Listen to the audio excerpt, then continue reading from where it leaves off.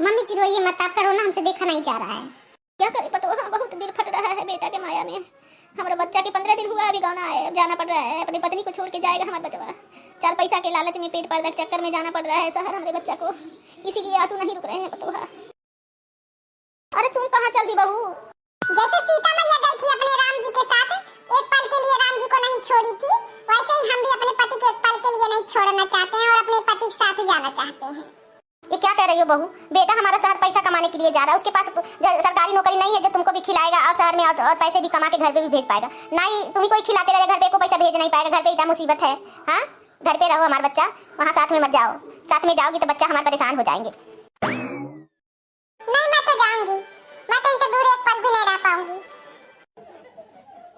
जाने दे मम्मी जाने दे, जिद कर रखी है इसलिए मैंने भी मना नहीं किया। जाने दे घूमता रहेगी 1-2 महीना, उसके बाद वापस लेके आ जाऊंगा इसको, फिर चला जाऊंगा। अरे बेटा वो सब तो ठीक है, लेकिन जिस तरह इनका चाल ढाल है और कहना नहीं चाहिए, कोई कांड ना कर दे वहाँ जाके और तुमको रोते हुए आना पड़ जाए। इनका कोई भरोसा नहीं है, इनका चाल चलन ठीक नहीं लग रहा है। ये कलयुगी सीता है, कलयुगी सीता। अरे अम्मा तू कुछ ज्यादा ही सोच रही है। चल अच्छा छोड़ो सब बात, हमको आशीर्वाद दे, हम जाए खुशी खुशी। ठाकुर बाबा दुर्गा माई सदी बाबा काली माई दुर्गा माई सदी बाबा माई दुर्गा माई सदी बाबा माई दुर्गा माई दुर्गा।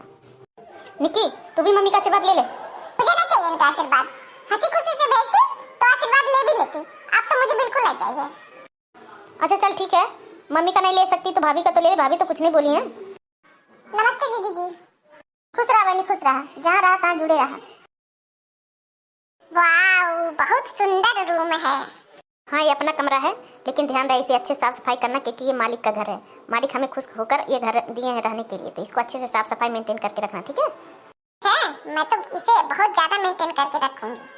तो चलो कपड़े वपड़े जो है चेंज करो, नहा धो फ्रेश हो जाओ। मैं कुछ आज बाहर से लेकर आता हूँ खाने के लिए, ठीक है? फिर शाम को बनाना तुम। ठीक है। अरे बबलू तुझे आने में कोई दिक्कत? अरे बबलू, अरे ये कौन है? दिक्कत नहीं हुई साहब, एकदम आराम से आ गया। और ये जो है ये हमारी पत्नी है, साथ में आई हमारे, जीत करके बोली नहीं हम आपके साथ ही चलेंगे, अकेले नहीं रहना हमें। अरे बबलू तेरे तो भाग जग गए, किस्मत चमक गई, इतनी सुंदर बीवी मिल गई। अब मिठाई तो खिला दे। क्यों नहीं साहब, आइए बैठिए खिलाता हूँ। और मैडम कैसी हैं आप? ठीक है, आप कैसे हैं? तो ठीक ही हैं, अब बस अपने हाथ का कुछ खिला दीजिए तो हम भी तर जाएं। निक्की लड्डू लेके आ मालिक के लिए। एक बात बोलूं मैडम आपको, आप तो साड़ी में बहुत जच रही हो, लेकिन आपको मॉडलिंग कपड़े पहनती ना तो और ज्यादा जचती। तो आप ही लेके आ जाइए ना मॉडलिंग कपड़े। ठीक है, अगर बबलू के एतराज ना हो तो मैं कल ही लेके आ जाता हूँ मॉडलिंग कपड़े आपके लिए। हमें क्या एतराज रहेगा, लेकिन क्या जरूरत है, साड़ी में ही ठीक ठाक है। नहीं बबलू, पुराने ख्यालात आपके भी हैं, अब पहनने दो ना। आई है सहारा में तो कम से कम पहनेगी, घूमेगी टहलेगी। ये अभी गांव में जाएगी तो थोड़ी ना ये सब पहन पाएगी, इसको भी शौक पूरा कर लेने दो। कल ही मैं लेके मंगवा देता हूँ इसके लिए 2-4 कपड़े मॉडलिंग वाले। अरे निक्की ये क्या कर रही है, कैसे कपड़े पहन रखी है? किसने दिया तुझे ऐसे कपड़े? आप काम पे गए थे ना, तब मालिक आए थे और ढेर सारे कपड़े दे के गए और बोले ये सब पहनो, और हमें भी अच्छा लगता है इसलिए मैं पहन रही हूँ। अच्छा मेरे गैर मौजूदगी में अब मालिक भी आने लगे तेरे कमरे में, तुझे मना नहीं करना चाहिए कि ये सब कपड़े क्यों ली उनसे? मना नहीं कर सकती थी? तुझे अकल है कि नहीं है? अभी जितने भी कपड़े वो दिए ना सब वापस कर देना और पहनना नहीं ऐसे कपड़े। यही सब करने आई है। माँ अच्छा कह रही थी, मना कर रही थी तुझे यहाँ लाने से, पर मैं तेरी बातों में आ गया और तुझे यहाँ लेकर आया। जो तुम मुझे भुगता रही है, मैं बता रहा हूँ कि आज के बाद ऐसे कपड़े पहनना नहीं। अच्छा तो आपको मेरे ऐसे कपड़े देख के खुशी नहीं हुई, जलन हो रही, जलन?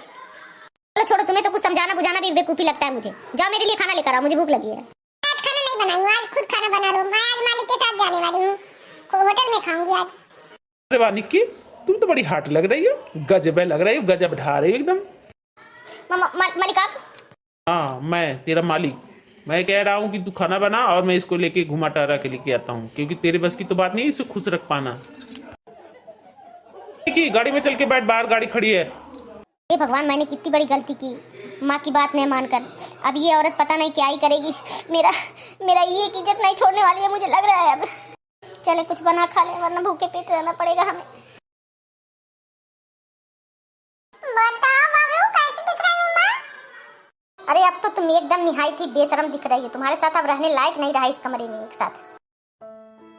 अब किसने बोला तुझे इस कमरे में इसके साथ रहने के लिए? आज से मैं इस कमरे में रहूंगा इसके साथ, और तू अपना बैग उठा और गांव निकल ले, वरना तू जान से जाएगा बेटा। निक्की माँ देख, तू ठीक नहीं कर रही है मेरे साथ, और मालिक आप मेरे साथ ऐसा मत करिए, मेरे पेट पे लात मत मारिए। एक औरत की वजह से, ये औरत अगर हमारी नहीं हुई तो आपकी भी नहीं होगी मालिक। अपना बैग उठा और चुपचाप यहाँ से निकल ले, ज्यादा ज्ञान मत बांट। और रही बात मुझे धोखा देने की, तो ये मुझे कभी धोखा नहीं देगी, और मैं इसके साथ अपना जीवन जीऊंगा। पूरा जिंदगी का जो बाकी जीवन था, मैं अब इसी के साथ जीना चाहता हूँ और इसी के साथ मरना चाहता हूँ। और तू अपना बैग उठा और निकल ले। मालिक सही कह रहा है, अब तुम अपना बैग उठाओ और चुपचाप निकल जाओ यहाँ से, क्योंकि मैं तुम्हारे जैसे कंगाल के साथ बिल्कुल नहीं रहना चाहती। मुझे ऐसी जिंदगी चाहिए थी जो मुझे मिल गई, अब मैं इनके साथ ही रहूंगी, ठीक है? ऐसे कपड़े पहनूंगी और ऐश का जीवन जीऊंगी, समझा?